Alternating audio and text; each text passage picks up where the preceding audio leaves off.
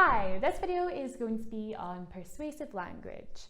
Now, first of all, we have the word rhetoric, and this means using language artfully to try and persuade someone to take the opinion of something.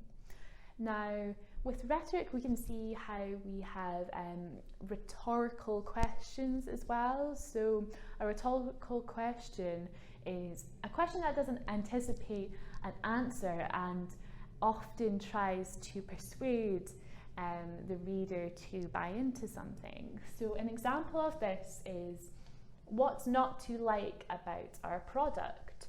So they don't actually want you to tell you what's wrong with the product, and in fact they'll probably go on to tell you what's good about the product and focus on that, but we know they're trying to sell something to us, and we therefore can understand that it's not a question that they're looking for an answer for. And another rhetorical device we have is hyperbole, and this is where we exaggerate something for a particular effect. So we have the phrase, "I was dying with laughter." Now we know the person wasn't actually dying or isn't now dead because they've laughed. We just know that they were laughing really hard at something. Thanks for listening.